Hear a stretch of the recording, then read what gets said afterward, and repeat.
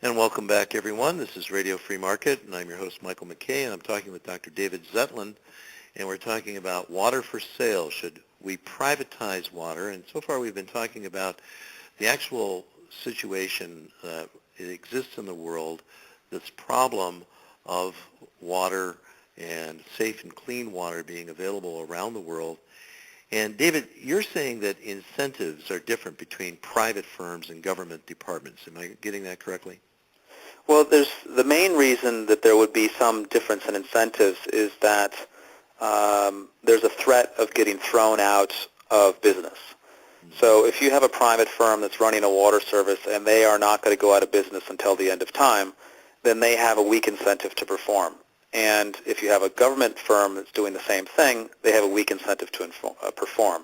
So, what I said earlier is important. We need to find out about the competitive aspect and whether or not it's possible to replace one management team with another. And actually, we're talking about replacing government teams which dominate with private. And so what role does the profit motive have that may be to the advantage of the private companies taking over water management? They have, the easiest one is that if they do better in terms of delivering quality water and they improve the cost of service, that means they get money, so there's a profit incentive there. And that is an easier performance benchmark even inside of an organization.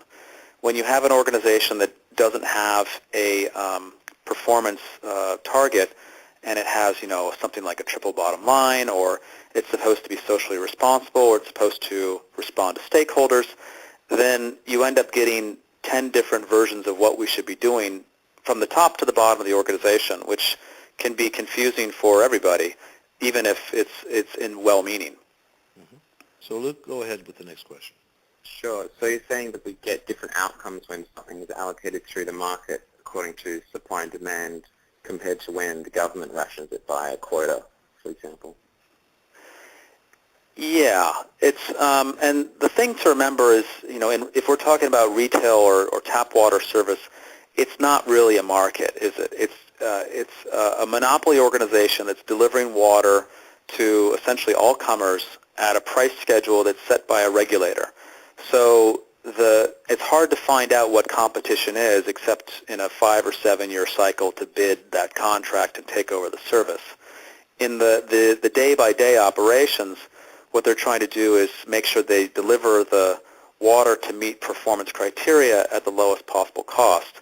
There's not really a market there. There is some idea of prices. There is some idea of costs. So profits are on the map, but markets and competition are hard to see. And that's where you have to have a management team that has a very strong idea of why they're there and what they're doing. So David, this is Michael. Let me mention that what really was the genesis of this interview was me reading Frederick Segerfeldt's book, Water for Sale, some many years ago, which to all our listeners, I do want to recommend this book. It's available on Amazon. It's available at Cato, cato.org. And one of the things that I remember jumped off the page back then, and this was a 2005 book, is that the concept of subsidies that tends to benefit big, wealthy farmers and industry, and the poor tend to suffer the most. And the example was given that heavy subsidies are given to farmers who are given copious supplies of water at extremely low prices. Rice is grown in the desert, where urban dwellers pay nearly 1,000 times as much for their water as farmers do. So it's pretty obvious that there are some vested interests that have lobbied the power holders to gain this benefit of water. Are these figures that Segerfeldt mentions in his book, are they still holding? Are they fairly accurate? In a way, yeah. And let me also recommend that book, which I've read and reviewed on my blog. So this is a big topic, and I know we're going to run out of time on this segment, but let me start. The first thing to keep in mind is that around the world, water is constitutionally owned by citizens, and the government assigns water rights to use the water. Those are usufruct rights, they're called. So those rights are given to farmers, they're given to industrialists, they're given to municipal water suppliers. And those rights can be very valuable, especially when there is not a lot of water available for anything, water service or running your plant or something like that. So in some ways, the value of those rights are a kind of a subsidy.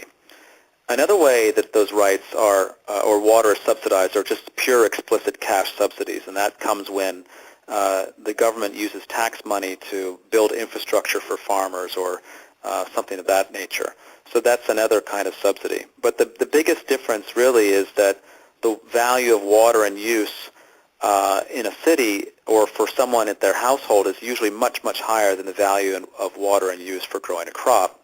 And the biggest problem is actually not being able to arbitrage between those different values essentially through a marketplace. So there is no market to trade water rights, and that's where you start getting huge problems, no matter who has the rights or how they've been distributed in the past. Mm-hmm. Interesting. So I would like to have you develop this particular idea of property rights related to water more in our next segment, and because this is a concept that is brand new for most people. Most people don't think of it as something that can be or should be privately owned.